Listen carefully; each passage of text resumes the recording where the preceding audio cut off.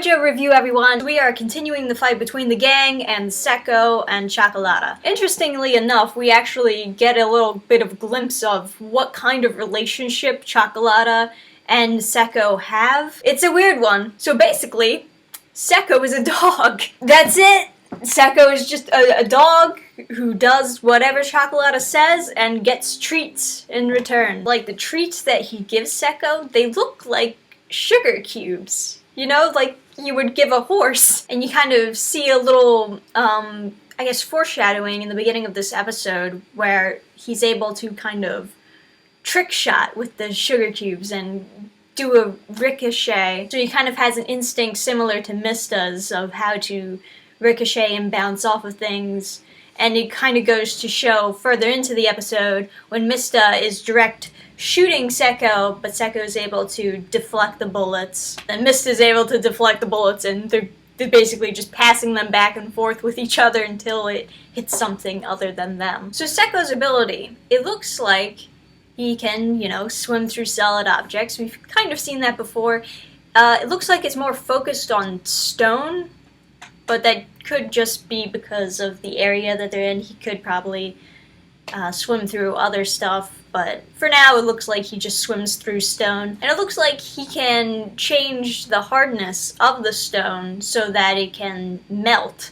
And that kind of reminds me of Spice Girl's ability to make things softer, and she can move through things that way. But of course, when other people touch the stone, it's still hard. It's melting for Seko, but it's not melting for the people that he's attacking. Interestingly enough, we don't actually see a separate stand for Seko, we just see Seko himself swimming through the stone. So, no new band reference yet. Seko's ability definitely does complement Chocolata's ability because you can kind of force somebody to move down if you're moving the stone beneath them.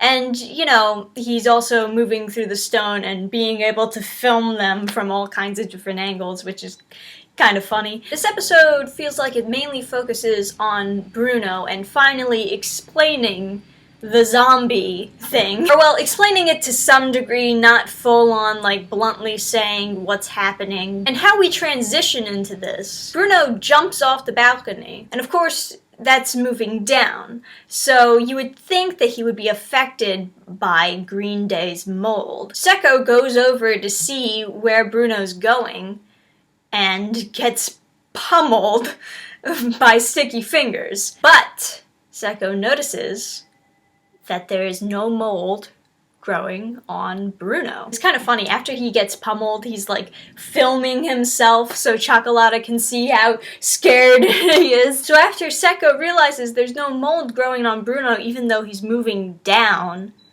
he's talking to Chocolata and he's like, hey, remember Notorious Big? And I'm thinking to myself, why the hell is he bringing up Notorious Big? Is he back? But the reason why he's bringing it up in this situation is because Notorious Big is what they call a dead stand. A stand that comes after death. So he's asking Chocolata, would your Green Day work on a dead stand? Would it work on a dead creature? And Chocolata kind of answers, probably not. Who knows, right? And of course, then that transitions into Giorno in the car with Bruno. Mista's asleep, so he doesn't really hear any of this, but Giorno brings it up to Bruno, and Bruno just kind of confesses, yeah, I'm dead. Shit happens, man. So I guess the idea is that his stand is also dead, but it's still pushing him along with his dead body. His life energy afterwards is still pushing his dead body along the way to still move. And it's this idea that he was so determined to beat the boss and get his vengeance that his stand was, in a way, resurrected after death. Similarly to Notorious Big. I can live with that explanation. That sounds pretty cool. And now Giorno and Bruno are the only one who know this about him. I'm assuming that Bruno's probably gonna, pass on by the end of the series, so it's gonna be a little bit upsetting for everyone else. But we interrupt this explanation to give you a car crash. So they're driving to Rome, they finally get to Rome, and everyone's dying from Green Day's mold. As it turns out, they have a fucking helicopter. I guess that's how they got there. I mean, they have a fucking helicopter. Okay. And they're just spreading the mold all throughout Rome because they just don't give a shit. They're like, well, this is gonna make it super hard for you to defeat us if there's just mold everywhere. So let's just do that. So Mista fires up some bullets up to the helicopter.